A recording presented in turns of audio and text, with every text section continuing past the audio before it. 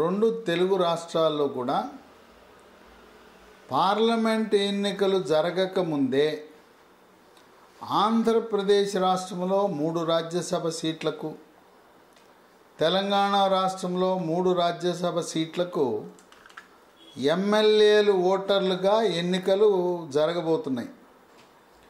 తెలంగాణ రాష్ట్రంలో 3 ఎవరికి పదవీ కాలం పూర్తవుతున్నదంటే బడుగు లింగయ్య యాదవ్, కేసీఆర్ సమీప బంధువు జోగినపల్లి సంతోష్ కుమార్, వడ్డీ రవిచంద్ర. ఈ 3 పదవీ కాలం ముగుస్తూ ఉంది.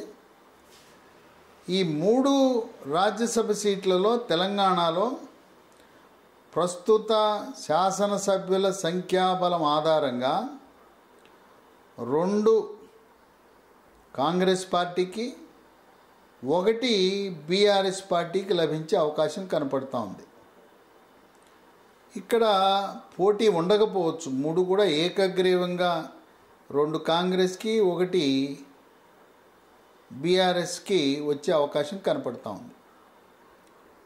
ఆంధ్రప్రదేశ్ రాష్ట్రానికి వస్తే 3 పదవీ కాలం ముగిసేవారు ఎవరంటే తెలుగుదేశం పార్టీ తరఫున కనక మేడల రవీంద్ర కుమార్, ప్రముఖ సీనియర్ న్యాయవాది, భారతీయ జనతా పార్టీ రాజ్యసభ సభ్యుడు సీఎం రమేష్,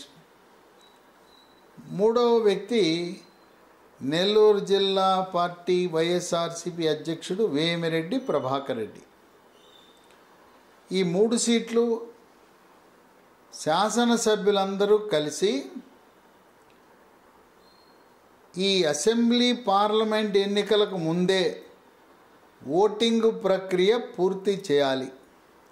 రాజ్యసభ సభ్యుడి ఎంపిక అయిన తరువాతే జనరల్ అసెంబ్లీ పార్లమెంట్ ఎన్నికలు జరుగుతాయి. ఒక్కొక్కరికి ఆంధ్రప్రదేశ్ రాష్ట్రంలో రాజ్యసభకు ఎన్నిక కావాలంటే 44 మంది ఎమ్మెల్యేలు ఓటు వేయాలి. గత సంవత్సరము శాసనసభ్యుల నుంచి ఎమ్మెల్సీల ఎన్నిక ప్రక్రియ సందర్భంగా కేవలం 23 సీట్లు ఉన్న తెలుగుదేశం పార్టీ బలం లేకపోయినా వైఎస్ఆర్సీపీ ఎమ్మెల్యేల మద్దతుతో 1 సీటుని పంచుమర్తి అనురాధ, బీసీ సామాజిక వర్గం, చేనేత సామాజిక వర్గానికి చెందిన వ్యక్తిని గెలిపించుకుంది తెలుగుదేశం పార్టీ వ్యూహాత్మకంగా. అంటే వైఎస్ఆర్సీపీ పార్టీ తను సరైన వ్యూహము అమలు చేయని కారణం వల్ల సంఖ్యాబలము లేకపోయినా వైఎస్ఆర్సీపీ ఎమ్మెల్యేల సహకారంతో 1 ఎమ్మెల్సీ సీట్ని కైవసం చేసుకుంది. అదే తరహాలో 44 మంది మద్దతు కావాలన్నా 23 మంది ఎమ్మెల్యేలతో ఎమ్మెల్సీ ఏ విధంగా గెలిచామో అదేవిధంగా రాజ్యసభ కూడా గెలుద్దామా అనే ఆలోచనలో తెలుగుదేశం పార్టీ ఉంది. ఇది ఎలా సాధ్యమంటే 23 ఉన్నారు తెలుగుదేశం పార్టీకి, 21 మంది కావాలి.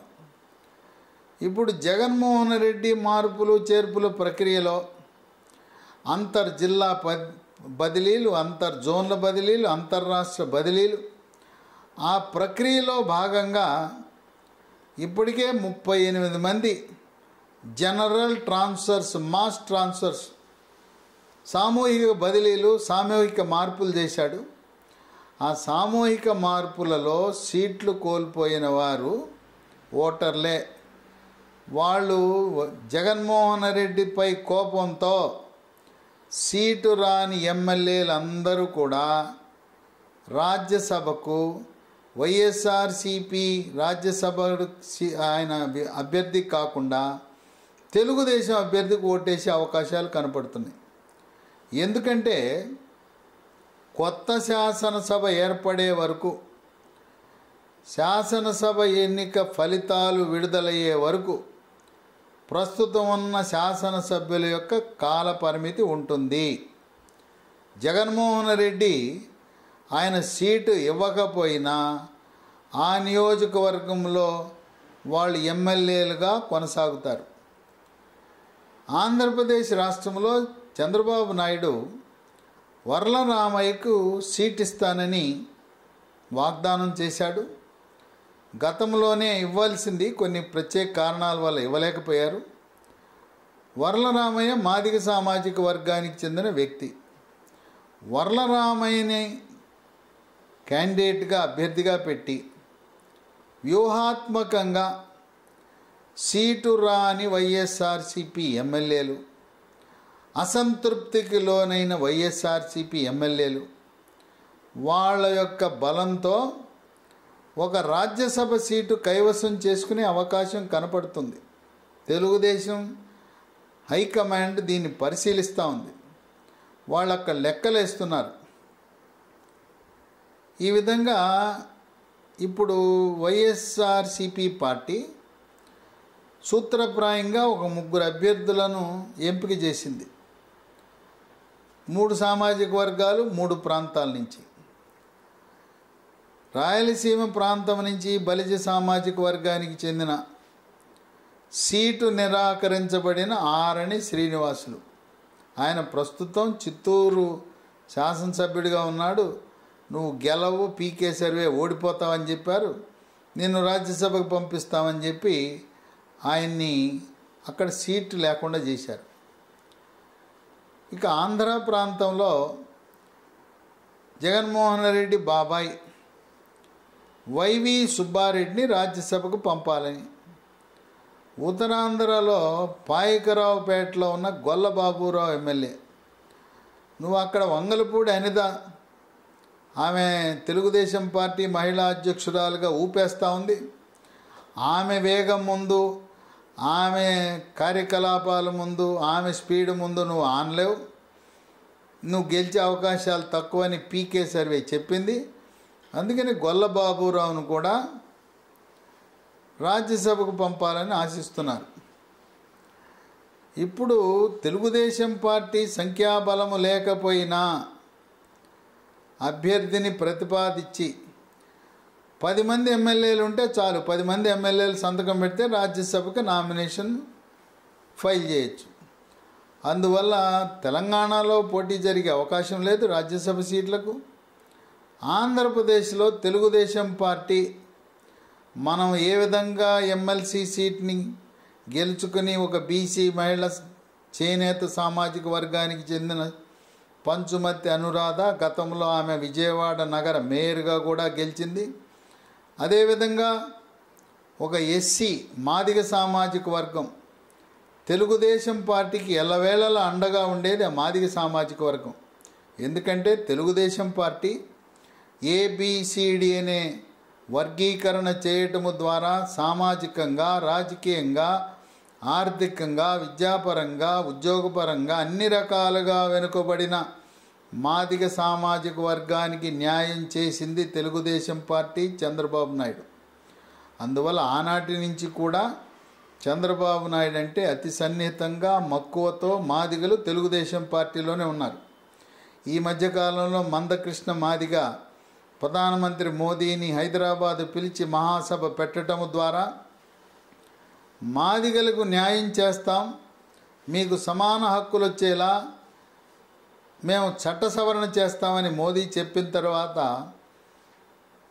మాదిగలు బీజేపీ పార్టీకి కూడా బాగా సన్నిహితులయ్యారు. ఆ విధంగా వర్లరామయ్యని ప్రతిపాదించి వీళ్ళు వ్యూహాత్మకంగా పావులు కదిపితే ఇప్పటికి 38 బదిలీలు ప్రకటించారు.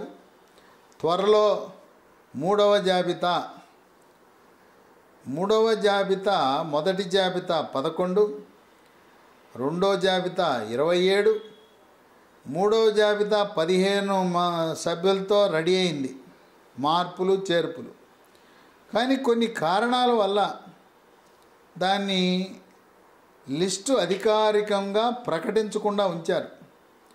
ఈ 38కి అదనంగా 15 బదిలీలు, మార్పులు చేర్పులు ప్రకటిస్తే అసంతృప్త ఎమ్మెల్యేలు అందరూ కూడా వైఎస్ఆర్సీపీ పార్టీ అభ్యర్థి కాకుండా తెలుగుదేశం పార్టీ ప్రతిపాదించిన అభ్యర్థిని పెట్టి వాళ్ళ రాజ్యసభ సీటుని గెలుచుకునే విధంగా తమ కోపాన్ని, ఆగ్రహావేశాలను, జగన్మోహన్ రెడ్డిపై ఉండే అసంతృప్తిని వెళ్ళగక్కుకోవాలని ఈ సీటు రాని అవమానము భరించలేక కుంగిపోతున్న వైఎస్ఆర్సీపీ ఎమ్మెల్యేలు రాజ్యసభకి తెలుగుదేశం పార్టీకి ఓటు వేసి వాళ్లకు దగ్గరై కొంత ఊరట పొందాలనే ఆలోచన జరుగుతున్నట్టుగా రాజకీయ వర్గాలలో ప్రచారం జరుగుతుంది. వేచి చూద్దాం. శాసనసభ ఎన్నికల ముందు ఈ రాజ్యసభ పంచాయతీ పెట్టుకుంటారా, లేదు దమ్ముగా ఏ విధంగా సంఖ్యాబలము లేకపోయినా ఎమ్మెల్సీని గెలిపించామో చూడు, మేము ఎలా రాజ్యసభ సీట్ని గెలిచామని జగన్మోహన్ రెడ్డికి సార్వత్రిక ఎన్నికల ముందే వ్యూహాలను చూపించి బలాన్ని, అలాగే వైఎస్ఆర్సీపీ యొక్క బలహీనతలను ప్రజలకు తెలిసేలా చేద్దామంటారనేది ఇంకా తెలుగుదేశం పార్టీ తుది నిర్ణయం తీసుకోవాల్సిన అవసరం ఉంది.